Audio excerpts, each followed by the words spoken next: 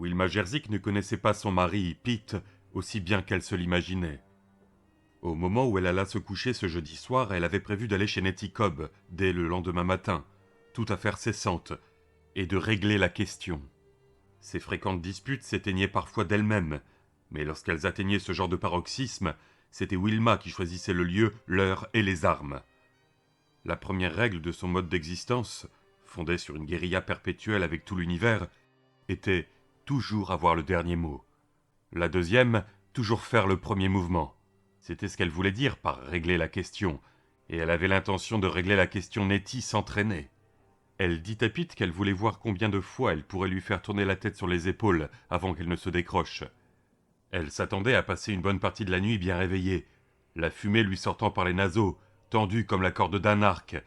Ça n'aurait pas été la première fois. Au lieu de cela, elle sombra dans le sommeil, moins de 10 minutes après s'être allongée. Lorsqu'elle se réveilla, elle se sentit ragaillardie et étrangement calme. Assise à la table de la cuisine, dans son tablier de ménagère, elle se dit qu'il était peut-être encore un peu tôt pour s'occuper définitivement de régler la question. Elle avait flanqué une pétoche monumentale à cette cinglée au téléphone la veille. En dépit de la fureur qui la faisait bouillir, ça ne lui avait pas échappé. Il aurait fallu être sourd comme un pot pour ne pas s'en apercevoir. Pourquoi ne pas laisser Miss Maladie Mentale 1991 tournoyer dans le vent pendant quelque temps? Qu'elle reste donc allongée sur son lit, la conne, réveillée comme trois puces, à se demander d'où l'ire de Wilma Jerzik allait frapper. Tiens, pourquoi ne pas faire quelques passages en voiture, voire donner quelques coups de téléphone? Tandis qu'elle sirotait son café, Pete, de l'autre côté de la table, la surveillait par-dessus la page des sports du journal, de l'appréhension dans le regard. Il lui vint à l'esprit que si Nettie était aussi cinglée qu'on le disait, elle n'aurait peut-être pas besoin de s'occuper personnellement de régler la question. Qui sait si ce n'était pas l'une de ces rares occasions où la question se réglait d'elle-même. Elle trouva cette idée si réconfortante qu'elle permit à Pete de l'embrasser au moment où, rassemblant ses affaires, il était sur le point de partir pour son travail. L'idée que son trotte-menu de mari ait pu la droguer ne traversa jamais l'esprit de Wilma. Et pourtant, c'était précisément ce qu'avait fait Pete Jerzik, et pas pour la première fois. Wilma savait qu'elle l'avait accroidi, mais pas à quel point exactement. Il ne vivait pas seulement dans la crainte permanente de son épouse, il vivait dans une espèce de terreur sacrée, assez voisine de celle dans laquelle vivaient, dit-on, certaines tribus primitives des régions chaudes de la planète. La terreur superstitieuse du grand dieu de la montagne du tonnerre, qui pouvait ruminer silencieusement sur leur existence ensoleillée pendant des années, ou même des générations, avant d'exploser brusquement en une avalanche meurtrière de lave brûlante. Ces indigènes, réels ou hypothétiques, disposaient sans aucun doute de rituels de propitiation. Ils ne devaient pas être d'une grande utilité le jour où la montagne s'éveillait et lançait ses éclairs et ses fleuves de feu sur leur village, mais ils faisaient certainement beaucoup pour la paix des esprits, entre deux manifestations violentes. Pete Jerzik n'adorait pas Wilma selon quelques rituels élaborés. Il s'était rabattu sur des dispositions nettement plus prosaïques, des médicaments du tableau B plutôt que des hosties en quelque sorte. Il avait pris rendez-vous avec le docteur Ray Van Allen, le seul médecin de famille de Castle Rock, et lui avait dit qu'il voulait quelque chose qui le soulagerait de son angoisse. Il avait des horaires de travail impossibles, expliqua-t-il au médecin, et avec l'augmentation de ses taux de commission, il lui devenait de plus en plus difficile de ne pas apporter de travail chez lui. Il avait donc décidé qu'il était temps de voir si la faculté ne pouvait pas lui prescrire quelque chose qui arrondirait un peu les angles. Ray Van Allen ignorait tout des pressions engendrées par le marché de l'immobilier, mais imaginait en revanche assez bien ce que pouvaient être celles que l'on endurait à vivre avec Wilma Jerzik. Il soupçonnait même que Pete Jerzik serait moins angoissé s'il ne quittait jamais son bureau. Néanmoins, il ne lui revenait évidemment pas d'en faire la remarque. Il rédigea donc une ordonnance pour du Xanax, énuméra les habituelles précautions à prendre et souhaita bonne chance et, intérieurement, l'appui de la Providence à son client. Quelque chose lui disait qu'il aurait bien besoin et de l'une et de l'autre, s'il continuait sur la route de la vie en tandem avec cette pouliche très particulière. Pete usa mais n'abusa pas des Xanax. Il n'en parla pas non plus à Wilma. Elle aurait piqué une crise si elle avait appris qu'il prenait des médicaments. Il faisait très attention à conserver les cachets dans son porte-documents, bourré de papiers n'ayant aucun intérêt pour Wilma. Il avalait 5 ou 6 pilules par mois, la plupart du temps au moment où son épouse allait avoir ses règles. Puis, l'été dernier, Wilma s'était prise de querelle avec Henrietta Longman, propriétaire et gérante d'un salon de coiffure et de beauté sur Castle Hill, au sujet d'une permanente ratée. Après les premières et bruyantes joutes oratoires, il y eut un échange venimeux au supermarché Enfield le lendemain, puis un duel de vocifération sur Main Street une semaine plus tard. Celui-ci faillit bien dégénérer en bagarre. À la suite de ce dernier accrochage, Wilma avait fait les 100 pas dans la maison comme une lionne en cage, jurant qu'elle allait se faire cette salope, qu'elle allait l'envoyer à l'hôpital. Elle aura besoin de passer par son salon de beauté quand je lui aurai fait sa fête, avait-elle grondé entre ses dents serrées. Tu peux compter là-dessus. Je vais monter là-haut. Je vais y monter et régler la question. Avec une inquiétude croissante, Pete avait compris que ce n'était pas de simples paroles en l'air. Wilma était on ne peut plus sérieuse. Dieu sait à quelle équipée elle envisageait de se livrer.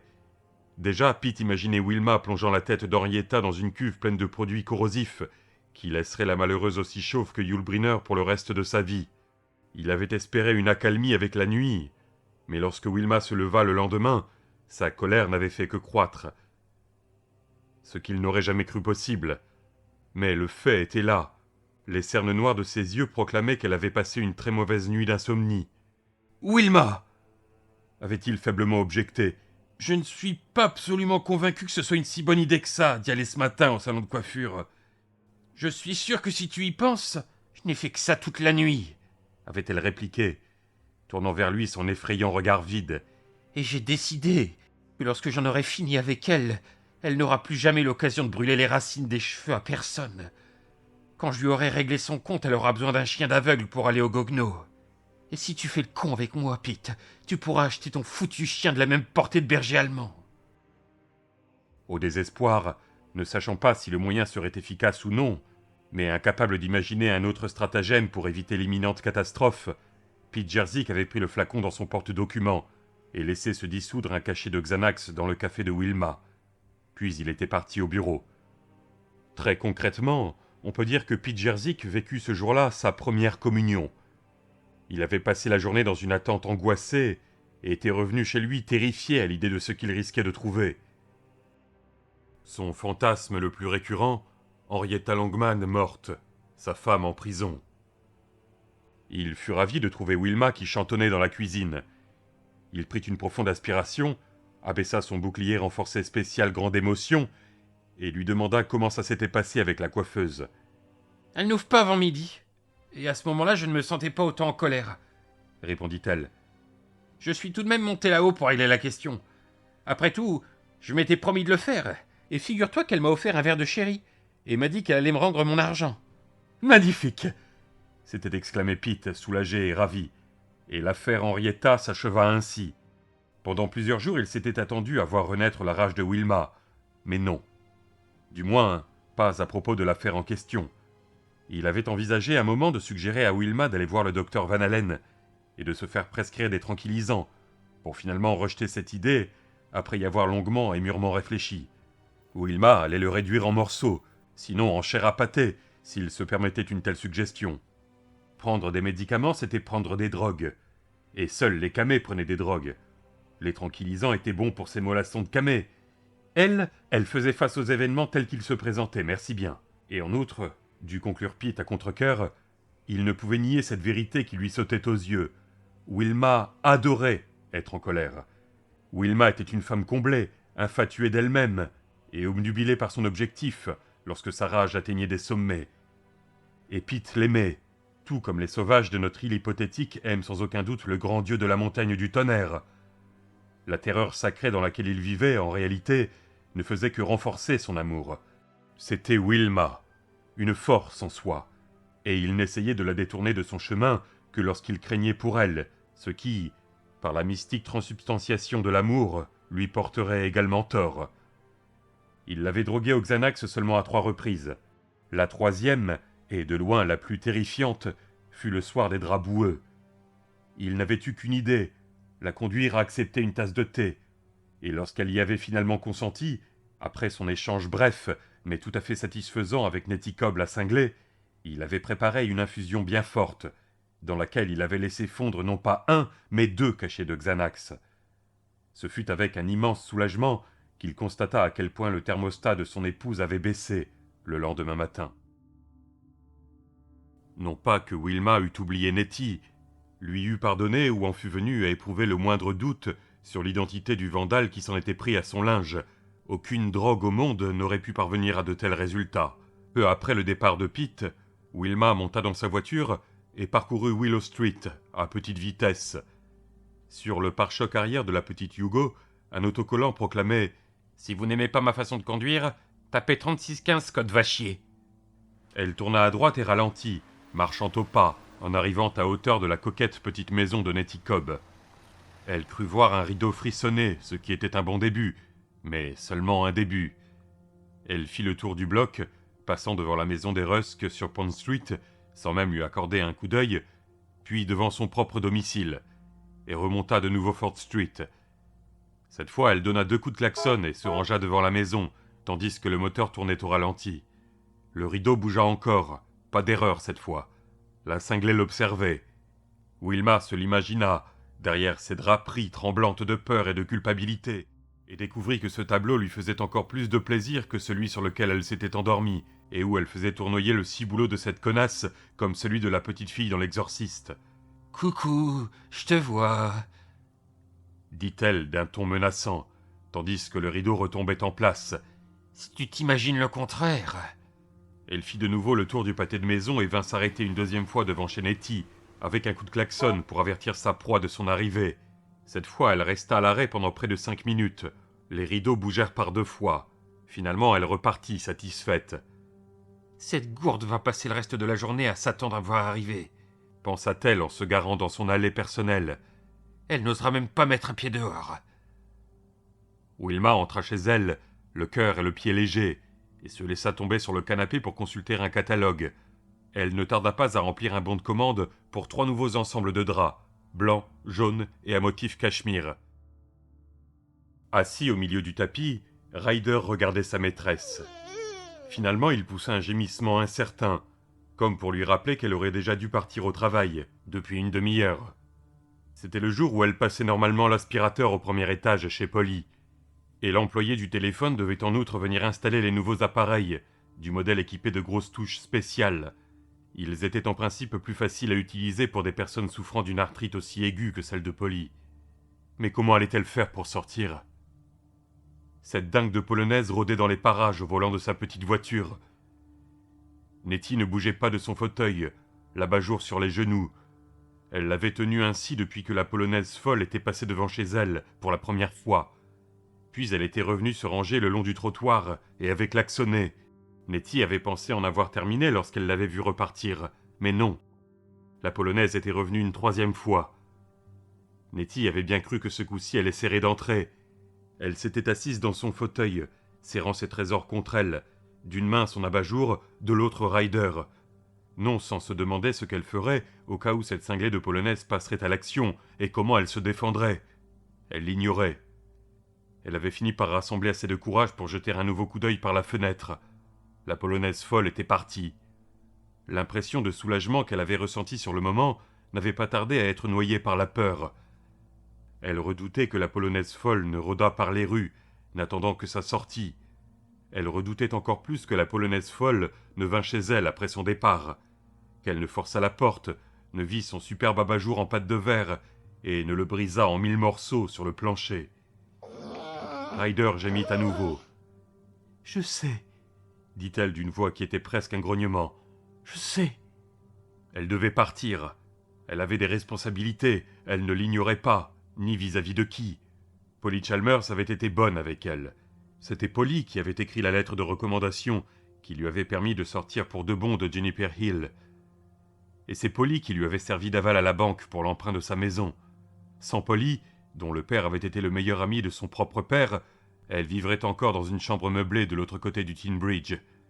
Mais qu'allait-il se passer si elle partait et laissait ainsi le champ libre à cette dingue de polonaise ? Ryder ne pourrait protéger l'abat-jour. Il ne manquait pas de courage, mais ce n'était qu'un petit chien.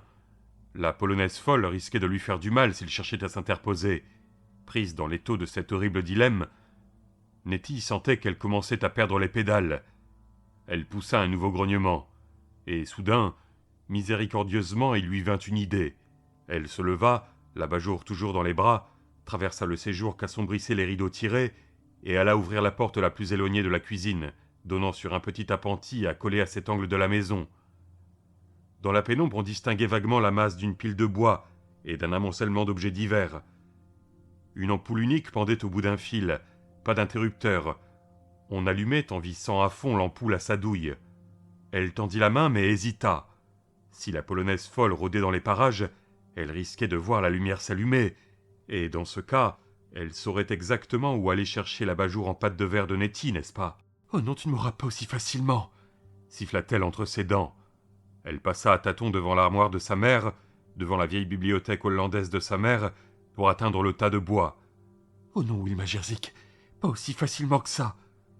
Je ne suis pas stupide, figure-toi, je t'ai averti. » La lampe serrée contre son ventre, Nettie se servit de son autre main pour écarter les toiles d'araignée poussiéreuses qui masquaient l'unique fenêtre de l'appentis. De là, elle scruta l'arrière-cour. D'un œil brillant qui sautait brusquement d'un point à un autre, elle resta ainsi près d'une minute. Dans la cour, rien ne bougeait. Elle crut voir un instant la polonaise folle accroupie au fond de l'angle de gauche. Mais en y regardant de plus près, elle comprit que ce n'était que l'ombre d'un chêne, celui du jardin des Firons, dont les branches basses s'étendaient juste au-dessus de sa propre arrière-cour. Le vent les agitait un peu, et c'est pourquoi leur ombre portée lui avait fait penser à une folle, à une polonaise folle, pour être précis, pendant une seconde. Derrière elle, Ryder gémit. Elle se tourna et le vit sur le pas de la porte, silhouette noire à la tête dressée. « Je sais, dit-elle, je sais, mon garçon, mais nous allons la voir. Elle me croit idiote. Eh bien, je lui montrerai, moi. » Elle revint sur ses pas. Ses yeux s'étaient habitués à la pénombre, et elle décida qu'en fin de compte, elle n'aurait même pas besoin de visser l'ampoule. Debout sur la pointe des pieds, elle tâta sur le haut de l'armoire jusqu'à ce que sa main rencontrât la clé qui ouvrait le long placard sur la gauche. La clé des tiroirs avait disparu depuis des années, mais peu importait. Nettie possédait toujours celle dont elle avait besoin. Elle ouvrit le meuble et déposa l'abat-jour au milieu des moutons de poussière et des crottes de souris. « Je sais bien qu'il mérite de se trouver une meilleure place, » murmura-t-elle à Ryder, « mais au moins il est en sécurité ici, et c'est ça qui est important. » Elle donna un tour de clé et vérifia la fermeture de la porte. Elle était solidement fermée, un vrai coffre-fort, et elle eut soudain l'impression qu'on lui ôtait un poids énorme du cœur. Elle éprouva une fois de plus la porte, eut un hochement de tête vif et approbateur, et glissa la clé dans la poche de son tablier. Lorsqu'elle serait chez Polly, elle la passerait dans une ficelle et se la mettrait autour du cou, avant de faire quoi que ce soit. « Voilà !» dit-elle à Ryder, qui s'était mise à remuer la queue. Peut-être sentait-il que la crise était passée. « Voilà qui est réglé, et bien réglé, mon garçon.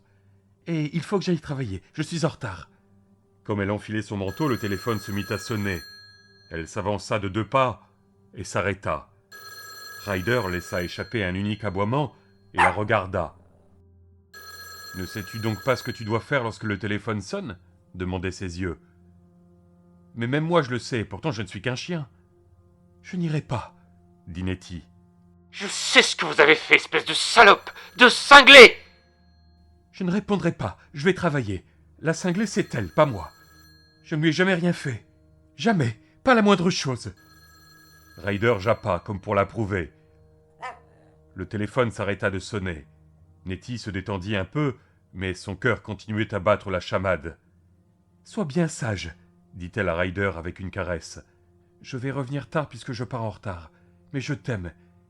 Et si tu ne l'oublies pas, tu seras un bon petit chien toute la journée. » C'était une incantation d'avant-départ au travail que Ryder connaissait bien, et il remua la queue. Nettie ouvrit la porte extérieure et regarda dans les 2 directions avant de sortir. Et elle eut une seconde pénible lorsqu'elle vit un éclair brillant de jaune. Mais ce n'était pas la voiture de la polonaise folle, c'était seulement le tricycle Fisher-Price que le fils Pollard avait abandonné sur le trottoir. Nettie verrouilla sa porte, puis fit le tour de la maison pour vérifier que l'appentis était également bien fermé. Il l'était. Elle partit alors en direction de la maison de Polly, le sac sous le bras, sans cesser de chercher de l'œil la voiture de la polonaise folle. Elle se demandait si, dans ce cas-là, elle se cacherait derrière une haie ou si elle lui ferait front. Elle était presque à l'angle de la rue lorsque lui vint à l'esprit qu'elle n'avait pas vérifié comme il le fallait la fermeture de la porte de devant. Elle jeta un coup d'œil anxieux à sa montre et rebroussa chemin. Elle vérifia la porte de devant, fermée à double tour. Elle poussa un soupir de soulagement et décida de vérifier tout de même la porte de l'appentis, juste au cas où. « Mieux vaut 2 fois qu'une » marmonna-t-elle en faisant le tour de la maison. Sa main se pétrifia au moment où elle posa la main sur la poignée de la porte. À l'intérieur de la maison, le téléphone sonnait de nouveau. « Elle est vraiment folle » gémit Nettie. « Je ne lui ai absolument rien fait. » La porte de l'appentis était bien verrouillée, mais elle ne bougea pas tant que la sonnerie du téléphone ne se fut pas tue. Elle se mit alors en route, le sac à main pendant à son bras. Cette fois-ci, elle était presque à 2 coins de rue de chez elle, lorsque la conviction qu'elle n'avait peut-être pas fermé comme il faut la porte du devant revint la ronger. Elle savait qu'elle l'avait fait, mais elle avait peur de ne pas l'avoir fait comme il faut. Elle se tenait indécise à côté de la boîte aux lettres bleues de l'angle de Ford Street et de Deaconess Way. À peine venait-elle de décider de continuer qu'elle aperçut une voiture jaune franchir lentement le carrefour suivant. Ce n'était pas celle de la polonaise folle, mais une Ford. Elle y vit cependant un mauvais présage. Elle revint chez elle d'un pas rapide et vérifia une nouvelle fois les 2 serrures. Verrouillées. Elle atteignait de nouveau l'extrémité de son allée, lorsque lui vint à l'esprit qu'elle aurait dû aussi vérifier la porte intérieure de l'armoire. L'avait-elle bien fermée? Elle savait que oui, mais elle craignait que non. Elle ouvrit la porte d'entrée. Ryder lui fit la fête, remuant vigoureusement la queue, et elle le caressa quelques instants, seulement quelques instants. Il fallait refermer la porte. La polonaise pouvait arriver d'une minute à l'autre, d'une seconde à l'autre. Elle la claqua, bloqua le verrou et gagna l'appentis. La porte du placard était bien entendu fermée. Elle retourna dans la maison et resta 1 minute dans la cuisine. Déjà l'inquiétude la reprenait. Ne s'était-elle pas trompée? Avait-elle bien fermé la porte du placard? Peut-être n'avait-elle pas tiré suffisamment sur la poignée pour en être bien sûre, pour en être sûre à 100%. Peut-être était-ce simplement collé. Elle retourna vérifier, et le téléphone sonna à ce moment-là. Elle revint précipitamment à l'intérieur de la maison, serrant la clé du placard d'une main trempée de sueur. Elle se cogna la jambe à un tabouret et cria de douleur. Le temps d'atteindre le séjour, le téléphone s'était arrêté de sonner. « Je ne peux pas aller travailler aujourd'hui, » marmonna-t-elle. « Il faut que je... » Monte la garde. Exactement, il fallait monter la garde. Elle souleva le combiné et fit rapidement le numéro, avant d'avoir eu le temps de se remettre à se ronger les sangs, à la manière de Ryder, se faisant les dents sur ses jouets en peau brute. « Allô » fit la voix de Polly. « Ici Cousy Cousette. »« Bonjour Polly, c'est moi. »« Nettie, tout va bien au moins ?»« Oui, mais j'appelle de chez moi, Polly. Je me sens barbouillé. » Ce n'était déjà plus un mensonge. Je me demandais, est-ce que je pourrais avoir ma journée? Je sais bien qu'il fallait passer l'aspirateur au premier et qu'il devait venir pour le téléphone, mais... Ne vous inquiétez pas, répondit aussitôt Polly. L'installateur ne vient pas avant 2 heures, et j'avais justement l'intention de partir tôt aujourd'hui. J'ai encore trop mal aux mains pour pouvoir travailler longtemps. Je lui ouvrirai. Si vous avez vraiment besoin de moi, je... Non, ça ira très bien, Nettie, la rassura Polly. Nettie sentit des larmes lui picoter les yeux. Polly était si bonne. Est-ce que ça vous fait très mal, Nettie? Voulez-vous que j'appelle le docteur Van Allen? Non, c'est juste un genre de crampe, ça ira. Si je peux, je viendrai cet après-midi. C'est ridicule, répondit vivement Polly. C'est la première fois que vous me demandez une journée depuis que vous travaillez pour moi. Allez donc au fond de votre lit et dormez un peu. Et tenez-le-vous pour dit, si jamais je vous vois arriver, je vous réexpédie chez vous. Merci, Polly. Vous êtes très bonne pour moi. Elle était au bord des larmes. Vous le méritez bien. Il faut que j'y aille, Nettie. Des clients. Couchez-vous. J'appellerai cet après-midi pour prendre des nouvelles. Merci. Mais non, voyons. C'est la moindre des choses. Bye. Salut. Dès qu'elle eut raccroché, elle alla soulever le coin de son rideau. La rue était déserte pour le moment. Elle retourna à l'appentis et y reprit l'abat-jour. Une impression de calme et de détente s'empara d'elle dès qu'elle le serra dans ses bras. Elle le rapporta dans la cuisine, le lava au savon dans de l'eau tiède, le rinça et le sécha soigneusement. Puis dans un tiroir, elle prit un couteau à découper qu'elle emporta dans le séjour, en même temps que l'abat-jour. Elle s'assit dans la pénombre, comme elle l'avait fait en début de matinée, toute droite dans son fauteuil, l'abat-jour de pâte de verre sur les genoux, la main droite étreignant le grand couteau. Le téléphone sonna par 2 fois. Nettie n'y répondit pas.